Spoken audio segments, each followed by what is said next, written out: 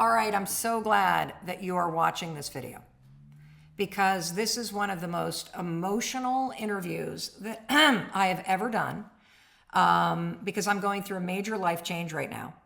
And I did not expect the interview to go this way. I am about to introduce you to a very, very good friend of mine, a woman that I love dearly. You probably know her. And I'll tell you who she is in a minute. But we were going to be talking about this concept in a book that she wrote called Radical Confidence. And we're going to unpack that for you. But we're doing this interview, and the backdrop in my life is that I'm going through a major life change. And it's really knocked me on my ass. I am experiencing waves of uncertainty and anxiety and fear that I have not experienced in almost 30 years. And it's really scaring me. And so the Mel Robbins that you have come to know here on YouTube, the confident, the clear, the courageous, the funny, she has been nowhere to be found for the last 2 weeks. And the anxiety that used to plague me has come roaring back. And so you're about to see me turn an interview about confidence back on myself.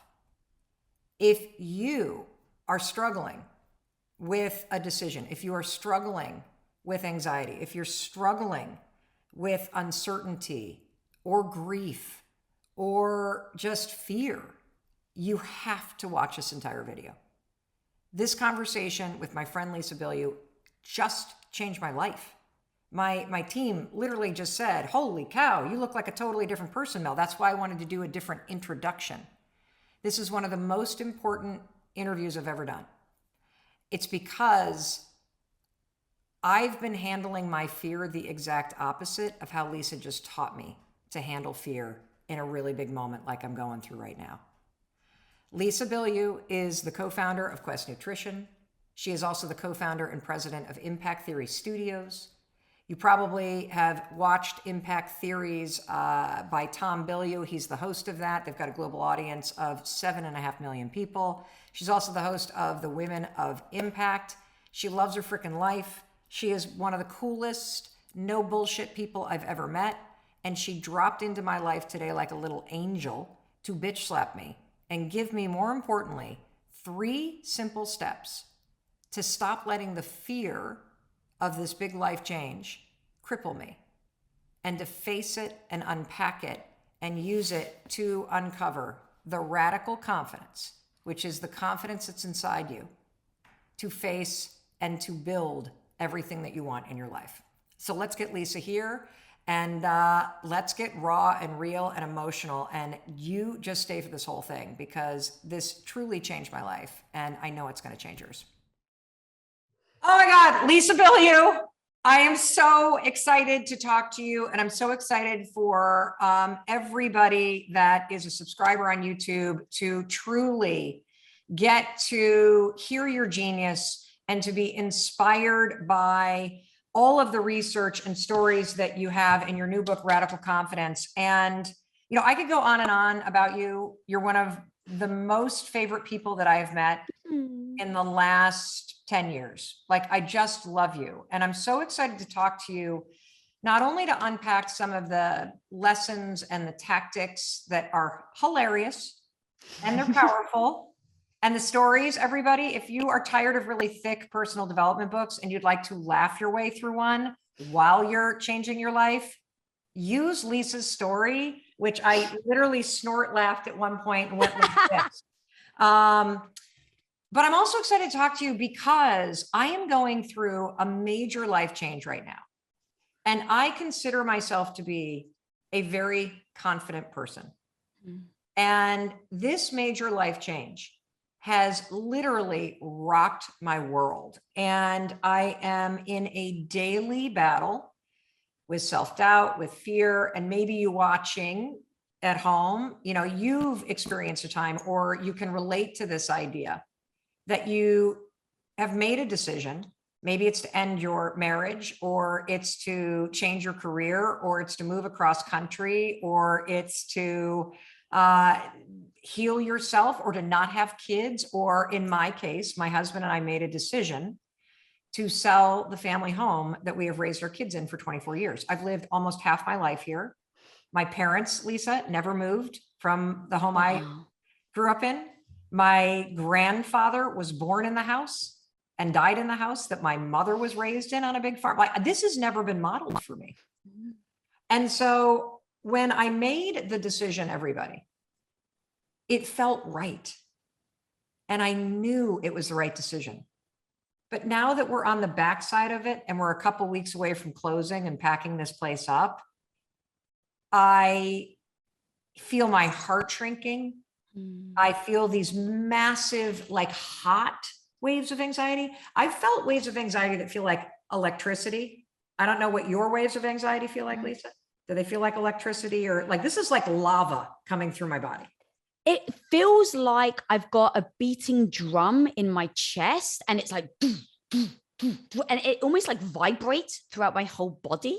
That's kind of how it feels to me. Lisa, I have not felt this anxious and like scared in decades. Decades. And so, you know, you wrote this book, Radical Confidence, and I do not feel radically confident right now. I feel like the Mel Robbins that I know has been knocked on her ass, and I'm wallowing, and I am doing all the things that I know to do. Get up, get moving, don't drink, move your body, reach out to friends, journal, go to therapy. Like, I am so busy. I think almost trying to outrun the fear. Yes. And I don't know if you've ever had this experience, but what were you going to say? Because I just saw you go.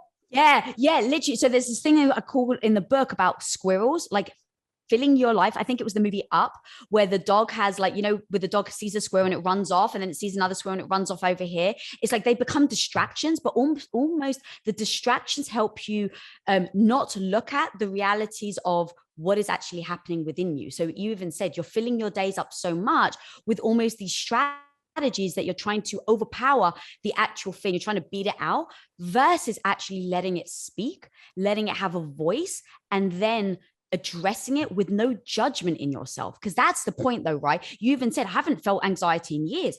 And so in those moments, I actually go, oh, she's back again. Are you kidding me? Because I'm literally like, what the fuck is this bitch doing here? I thought I got rid of you in law school and I was 20. What? Like, and so I'm like, get out of here. And now I'm going to like get busy and clean the house and do this and on and on. And radical confidence is something else. And it's something that I don't think I've actually ever practiced. So you and I know the same, and I want to unpack this using my story. Okay. Because I know that there are times in your life where you make a decision. You're going to break up with that person, or you're going to actually say yes to their proposal. You're going to change your job. You lose somebody you love. So it might not even be a decision. It's something that's happening and you don't want it to be happening. You get a diagnosis. It's terrifying, right? In my case, you know, I make this decision. I think I'm confident about it, but the second the decision becomes real, I feel like I'm now a no. I feel like I signed up to go skydiving. And I was all excited when we were on the ground, Lisa, because you were going. And then Lisa's all excited. So I get excited. And this is great. And Lisa and I are going skydiving. And Lisa gets on the plane and she's off. And I'm standing down there like, this is exciting. And then I watch Lisa go out and I'm like, oh my God, she made it look so easy. And then the plane pulls up and I'm like, it's my turn. Okay, I'm in. I strapped to the person. I got my thing on. And now I'm like, I don't want to do this. Don't let me out. Like, I'm like, no. And I'm like backing away. And that's where I am right now in my life. Yeah. Right now. And so how can I face this situation and find or use radical confidence to help me navigate through one of the literally most emotional decisions I've made in my life? So, girl, thank you for being so vulnerable and honest. And in situations like that, the thing that I will say a lot is give yourself grace. Like, give yourself grace that maybe some part, right, you're trying to push her out. Like, no, oh my God, I thought I got rid of her. I tried that too. I really did. And anytime I tried something new, anytime I made a different decision in my life, she would come back again. And I would beat myself up over the fact that she would come back again. And so I realized, what if I just embrace her? What if I'm just like, oh, okay, you're back here again. That's okay. But remember, I'm not going to let you drive my life, and kind of just reminding yourself that instead of beating yourself up, allowing her to come back and say, why is she back again? What is she trying to tell me? So taking the negative voice that is the bitch and then saying, how on earth can this be my best friend? And maybe she's How the hell do you do that? Because when that fear comes up, Lisa, it is terrifying. Like when you hear that negative voice, and the negative voice in this scenario, I know it's so stupid, but I literally go, you're selling this house in suburban Boston because you're lonely. Your kids have left. You've been under construction somewhere else. You work here alone. You live here alone. This chapter of your life is ended. You are a ghost in an old chapter. It's time to move on, woman. I know that. It is time for something bigger. I know that. But when this fucking bitch shows up, she's like, you think you were lonely in suburban Boston? Wait till you live on a mountain, woman. You're not going to see anybody. Oh, you thought it was hard to work virtually during the pandemic outside of Boston? Wait till you try to launch a podcast alone on a mountain, woman. You're fucked. Like I literally, what have you done? What have you done? You screwed it up. You screwed it up. How do you have this no BS method. You talk a lot about the why. How do we use these tools in moments like this to find our radical confidence, Lisa? Yeah. So you've got to know your why. You have to be so ingrained in that anything that comes your way can pull you through. So the negative voice, the fear is the ego speaking. The ego is trying to say like, hey, I'm here. Like, you don't want to do that because you're right. Everything you just said, but Mel, what if you don't have Wi-Fi up there? So it's trying to protect you to say, don't do it. Don't do it. Because you just taught me something, Lisa, and I'm sorry to interrupt you. No, please. When I hear the word ego, I always think strength.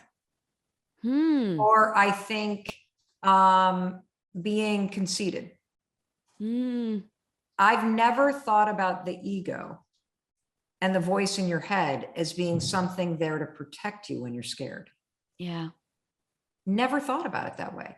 So if I can understand this, and I would love to hear where you've done this in your life, where you've been paralyzed, that you have to, one of the key principles of practicing radical confidence, particularly in moments like ones I'm going through right now, is you have to attach yourself to why do you want to jump out of this airplane? Why? What is the bigger thing that you're up to in life that caused you to be pulled to do this, to long to do this? Have you ever had this moment for yourself? Absolutely. So multiple times actually in my life. So going from being the stay-at-home wife, supporting my husband for 8 years, cooking, cleaning for him, then helping Quest, like my husband, oh, I'm a good Greek wife, I'll help you, and not realizing it would grow at 57,000%. And in that growth, having transitioned into, oh my God, maybe I love business. Maybe this is actually something I love. The idea of tearing apart my identity of being the good, supportive wife. This identity that I was told my whole life I would end up being. I got accolades for it. I got pats on the back for it. I was getting all the validation of what a great wife I was. And yet it wasn't fulfilling me. And yet it wasn't giving me the life I actually wanted. I hear you. Sorry. And it wasn't, I heard something else. I wasn't sure if that was I thought like you got somebody calling you. No. So if it's not it, oh, shit, what was my line? If it wasn't, I don't know where we are here. Okay, gotcha. So I was holding my identity to the validation that I was getting. And yet, as Quest was growing more and more, I started to love it. I loved the challenges. I loved seeing what I was made of. And now here I was in a moment where my voice is telling, well, Lisa, you don't know anything about business. Are you really going to give up this identity, the thing that gives you the accolades, the things that give you the validation? What if you fail? What if you make a transition and you try this business thing and you suck at it? And what happens if you're god awful at it?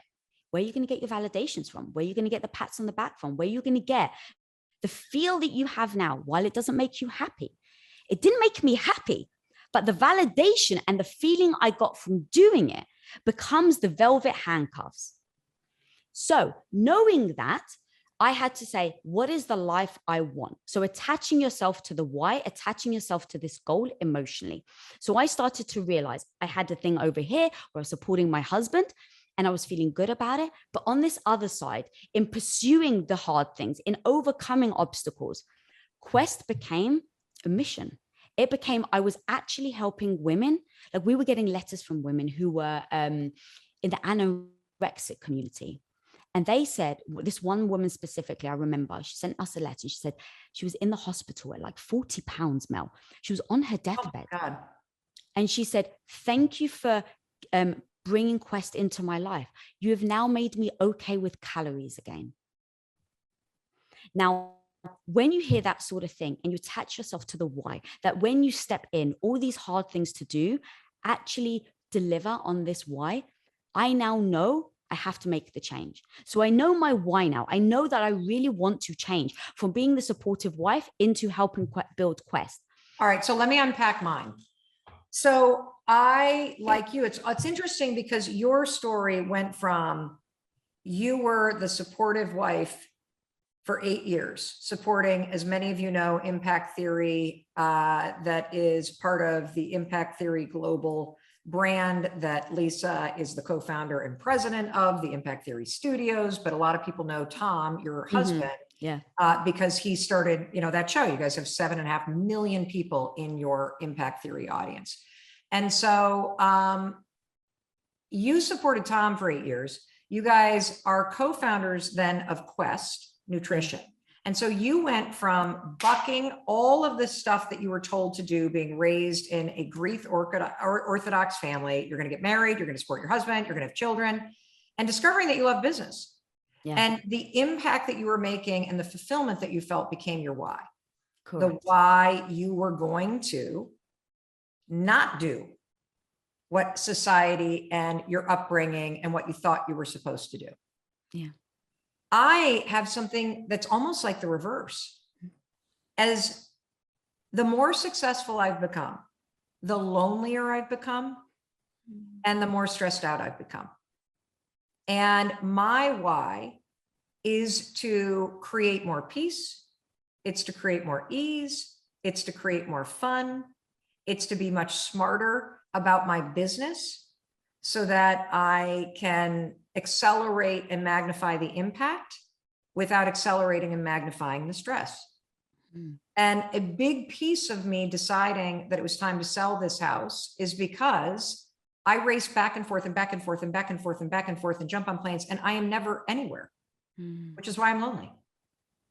And it's just like it probably scared you to not do what you had been told you should do and had been doing forever. It scares me to slow down and to approach business very differently so that I can have all the things that I really want, which is more time with my family, more peace, and a bit of separation between the empire and the impact that I love building and the peace that I need and the connection that I need in my personal life. And when I say that, I'm like, fuck this house. I'm out of here. Back this shit up. Let's go. Right? See? Yeah, it all depends in the moment, right? So for instance, if we even know hangry is a thing, right? You don't eat, you get mad, and all of a sudden you may say something you shouldn't have said. So if we understand that one little thing by not eating has an impact on how we feel about ourselves, now think about all the other things that come along with what you're doing. You're having to look back at 25 years or however long you've been there, right? So all of that is emotional, of course. And so now it's like, how do you separate why you're trying to do it with the emotion you're feeling? Oh, I love this, because here's what I just got from this. The grief is completely appropriate. 1,000%, Mel. The fear is not necessary. Like the fear is something through radical confidence. If I'm able to separate the process of grieving, which is an emotional process that you cannot attach a timeline to, that is so healthy and so important. And it's also all about the love and the loss and the, like all of it. And you can't outrun it. And that is something that's really a big part of this major change, is the grief. But what I've done is I've collapsed the fear of the unknown and my lack of confidence in knowing whether or not this next thing is going to be successful. So if you look at that, the why, right? So you've got the why.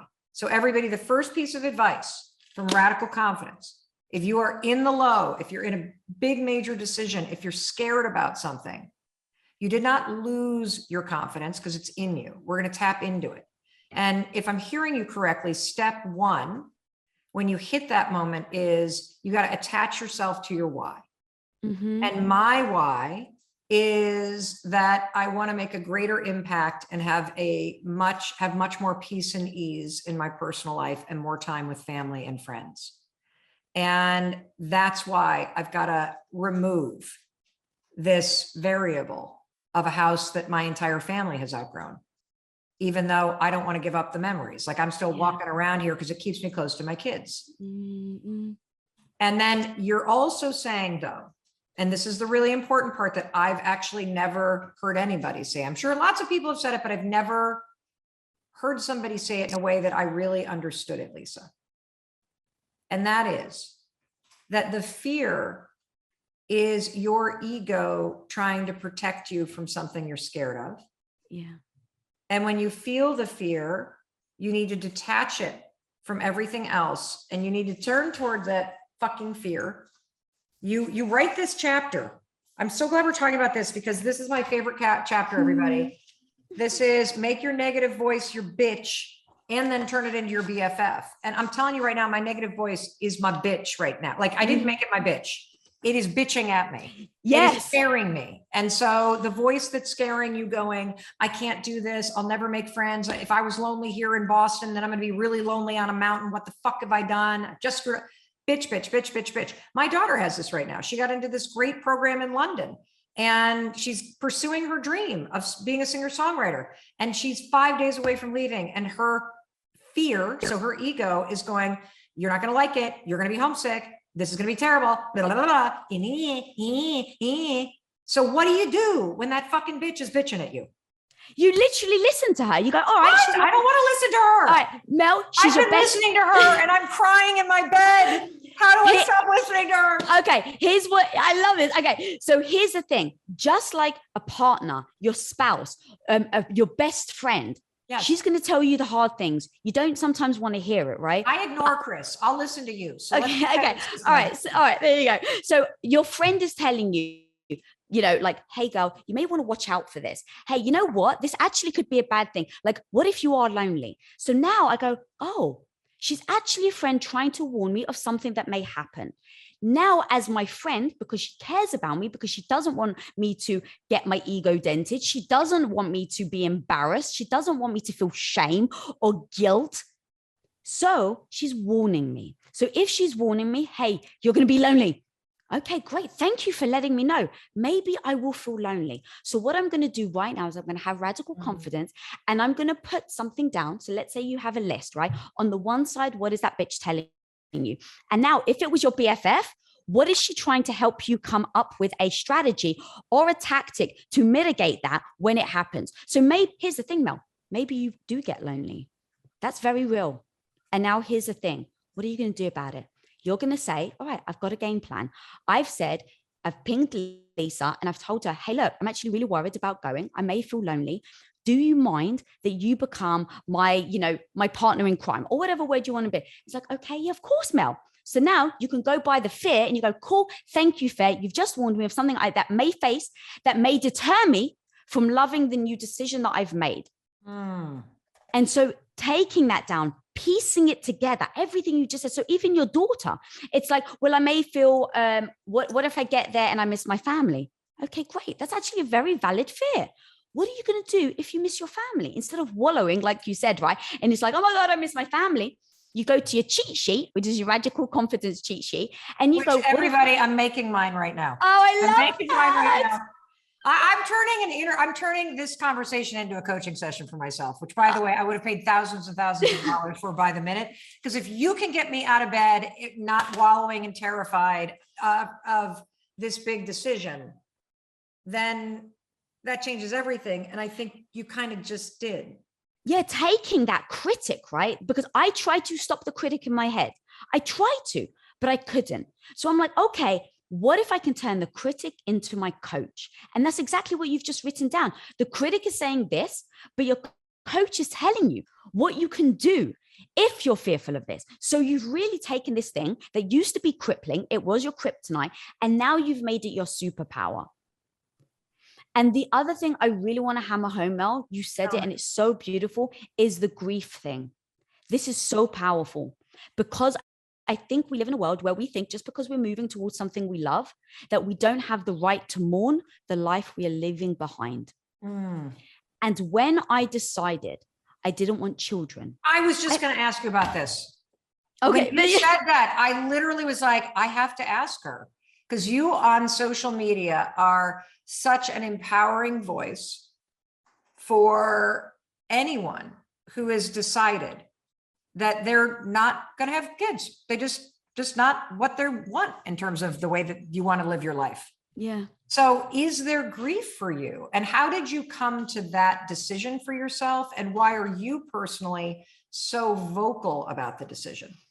Yeah, thank you, Mel. And even in my decision talking, it really isn't whether I think people should have kids or not, right? It's really about when you think you are going to have one life and you change your mind. So I married Tom thinking I was going to have 4. Like literally, I told him I wanted 4 children because I come from a big Greek family. I always loved the big grand family. And 10, 15 years in, when I realized I love entrepreneurship, I have a chapter called Open Up the Can of Worms and Embrace the Ick. Now, open up the can of worms is me asking myself the hard question. Do I actually want children? And so many of us hide from asking ourselves that question, or a hard question, because the ick is what comes with the mess that is the hard question. So let's say, for instance, do I actually want children? And the answer is no. The ick is now I have to talk to Tom, my husband, who may still want children. Now what happens, Mel? Is he going to say, well, babe, you promised me. And so it's I want children or we have to get a divorce. I don't know. Right. That's the ick that you have to face when you ask yourself the hard question. What was the moment when you were like, wow, I actually realized I don't want 4 kids? How did you get to that decision? So do you ever feel like it's a whisper in your head first? The house was. Yeah. It like becomes keep going. So it becomes this little whisper that maybe we try to ignore because it's uncomfortable. It's like, I don't want to ask myself this hard question, because if I say to myself, to your point, do I really want to live here anymore? Now you have to deal with all the emotion that comes behind it. You have to tell your kids. What if your kids are upset? Now you've disappointed your kids. What if your husband doesn't want to move? Right? There's so many things that come with you saying, maybe I don't want to live here anymore, that ends up people living in the same house that they didn't want to live in for 10 years. So it's making sure that you ask yourself the hard question, listening to the answer, which is the whisper, right? So the whisper is, do you still want to live here? Do you still want to live here? And in fact, let me back up. So you listen to the whisper and then you let it speak. Do you remember the first moment and where you were when it went from a whisper to a speak? The interesting thing is someone else saw it in me before I did. I didn't want to acknowledge the whisper. And one day, one of Tom's business partners turned around and says, Lisa's not going to have children. Because he had seen me go from a supportive wife to now business. And I was like, no, of course I'm going to have kids. I'm just going to do this entrepreneurship thing until I'm ready. Right. And so he turned around and he was like, Lisa's not going to have kids. And it was so upsetting. It was so upsetting. And I went to Tom. I was like, I can't believe that he said it. Who does he think he is? Why the hell did I have such an emotional reaction to it? That was the thing. I was like, because Tom even said, babe, why does it bother you? Who cares what other people think?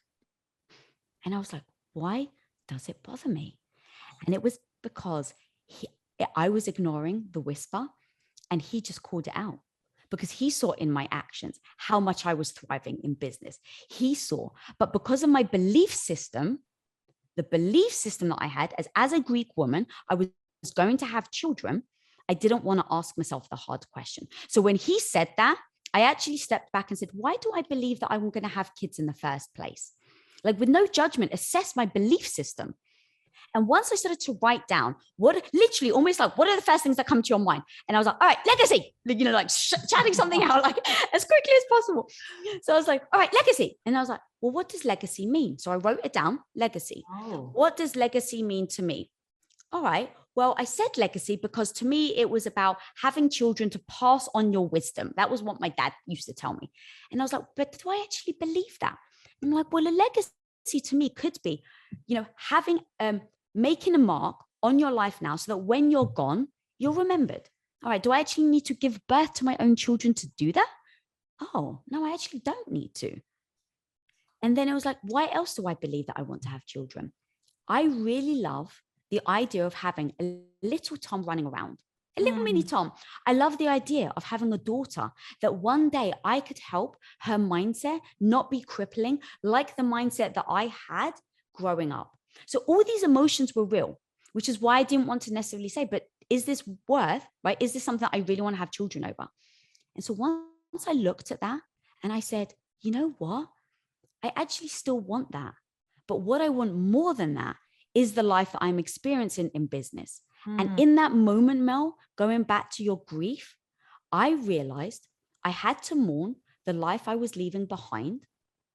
It didn't mean that I didn't want the life. It didn't mean that some of the decisions that I was making weren't going to be heartbreaking to me. But I realized that what I wanted more than having children was actually not to have children. Wow.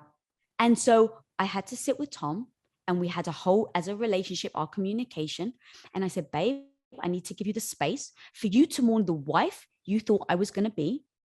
That's going to take process. What can I do to do that? Right. And so I, with respect, said, he's used to me taking care of him, putting his clothes out, cooking for him every day. And so there is a grief process when you lose someone, right? Those first moments where it's like you're surprised by all the changes. Right. So I said, babe, I need to give you the space to have this grieving process. So what does that look like? All right, I take care of you 7 days a week. So next week, babe, I'm going to take care of you 6 days a week.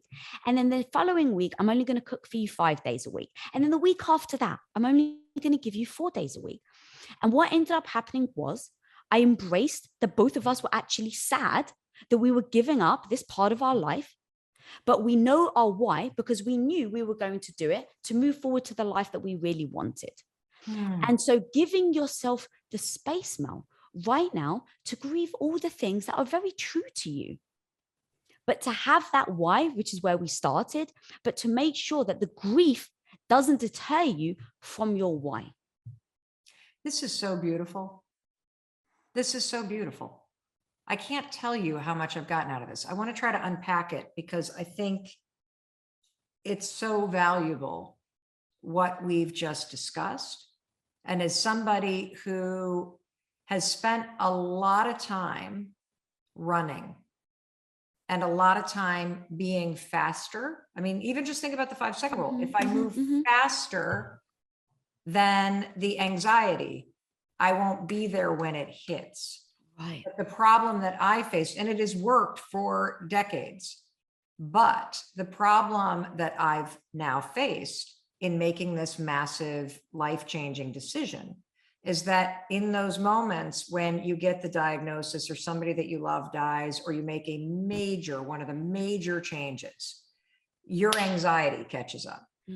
And that's exactly what's happened in this moment. And you've explained so beautifully and so simply how to practice this skill of radical confidence, particularly in these moments where doubt or fear or uncertainty take over. And so I want to try to summarize the steps to make sure that it's very clear, not only for me, forget about you guys. I want to make sure it's clear for me that first of all, it would be really smart of me to write down a long list of what I want in this next chapter of my life for real. Yes.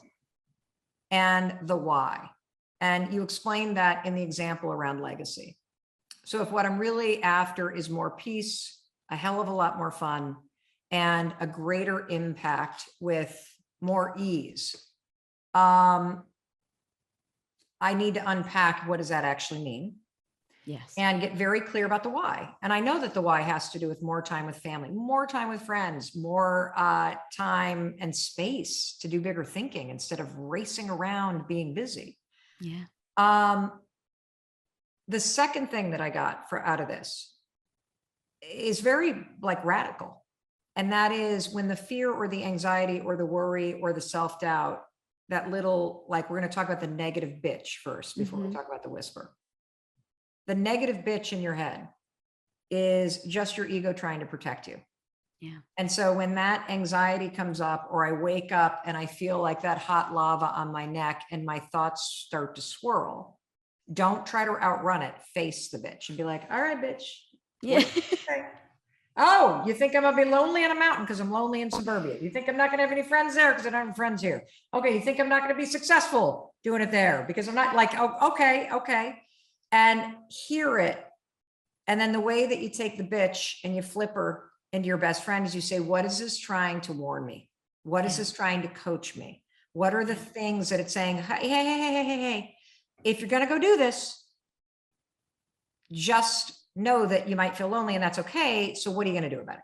If you're going to go do this, just know that you should probably, reach out to friends that are doing podcasts from remote places. If you're going to do this, so that you know what steps to take. And it's in taking the steps forward to prepare for plan B.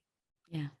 So that you got a plan for when that stuff happens, that is going to allow you to access the radical confidence, which feels radical, in a moment where you're doubting yourself.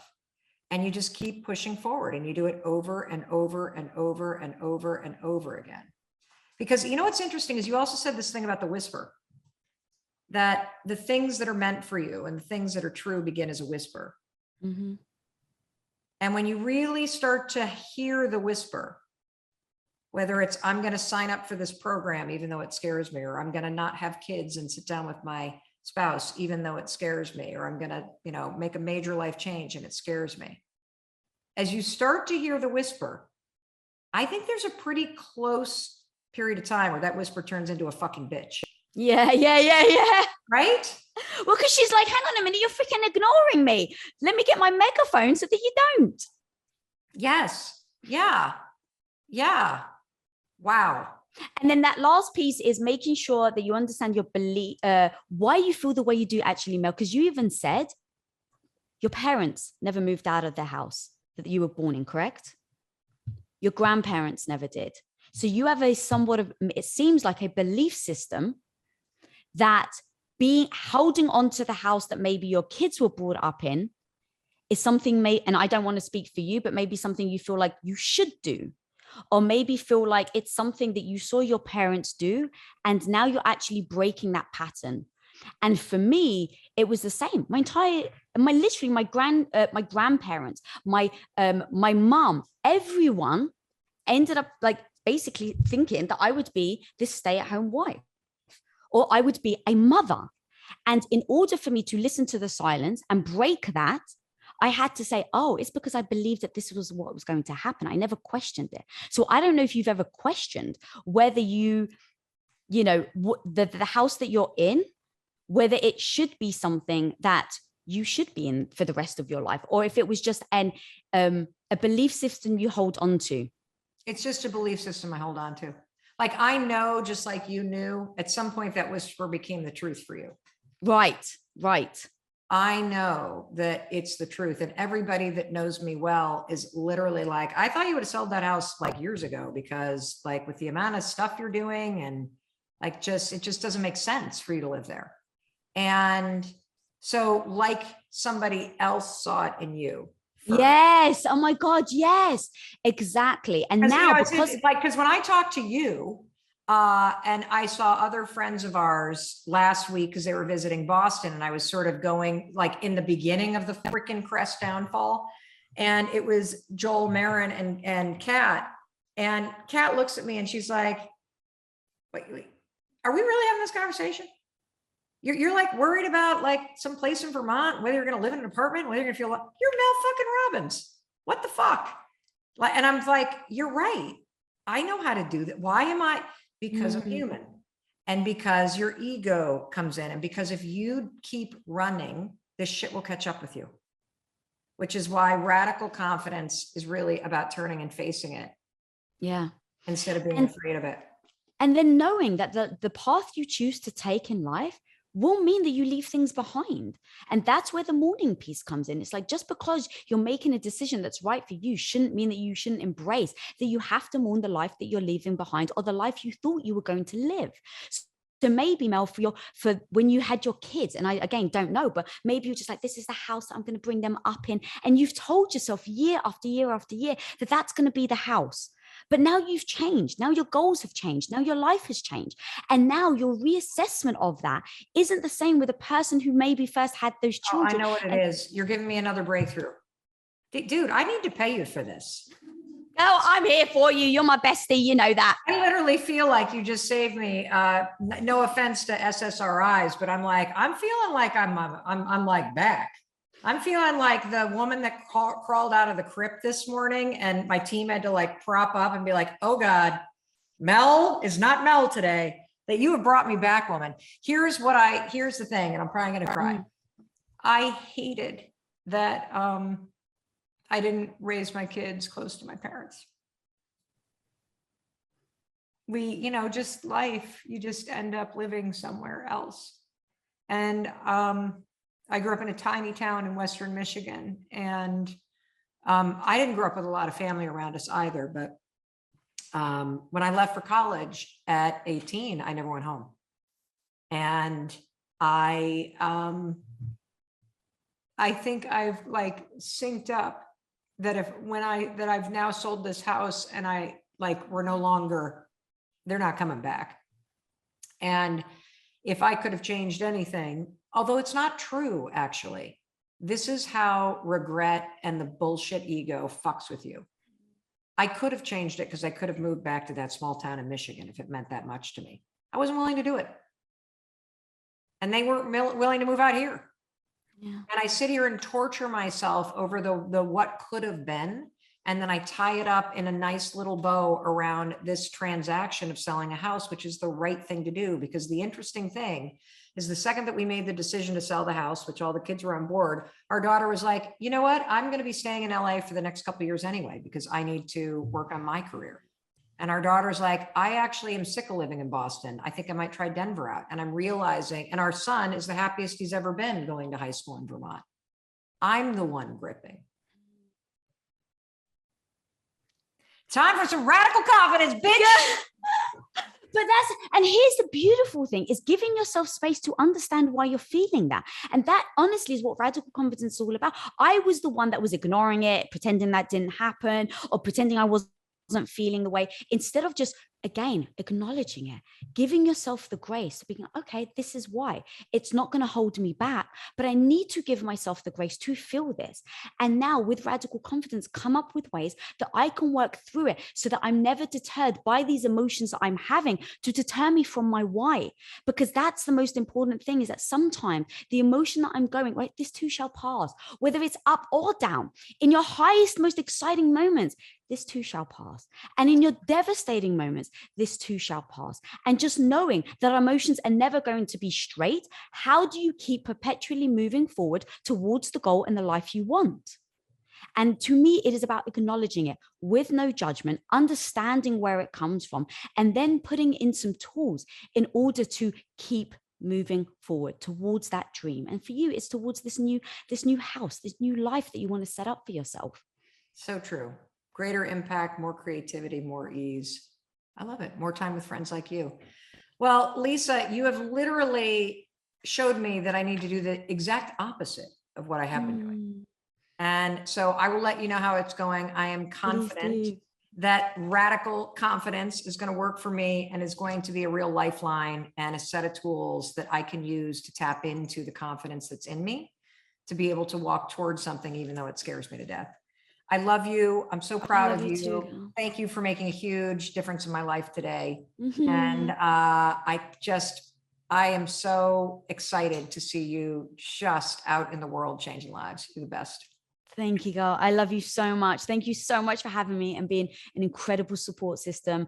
I had radical confidence in writing the book because I had no idea what I was doing, and your support, and literally, I figured it all out on the way. But just having your support and going to, okay, the fear is you don't know how to write a book. Great. Who knows how to write a book? Mel Robbins, hit up Mel Robbins, right? To your point, is having a strategy, going in with radical confidence and doing it anyway. So thank you for having me, girl. I absolutely You're love welcome. you. And when I read my name as I was reading the introduction and Oh, in the back, I literally was like, oh my God, she feels that way about me. It's the first time like I've read somebody write something about me in a book. And so it was a real honor to experience that, not knowing that you had written about the difference I had made. And so yeah, thank you for returning the favor today. of course. I love you, girl. Thank you so too. much. I love you too. Whew. I told you that the conversation was going to change your life. I had no idea that when I asked Lisa if I could talk to her and interview her about her amazing new book, that it was going to turn into a session that was one of the best, most therapeutic, life-changing, empowering conversations I've ever had. I literally feel like a different person. My team members that are here, like, you completely changed during the course of that interview. You needed that. And it's true, I did need that. And I know you needed that too. I want to thank you for being here. If you are not a subscriber, please subscribe to the channel because we put up new videos like this every single day. As I'm working out my stuff, I want to share that with you. And my hope is that by sharing what I'm going through and the simple tools and the advice and the insights that I'm gaining, that you feel a little less alone and way more empowered in facing whatever it is that you're facing in your life. All right. I'll see you soon. High five. Hey, it's Mel. Thank you so much for checking this video out. And if you like this one, I have a feeling you're going to like this one too. I'll see you there.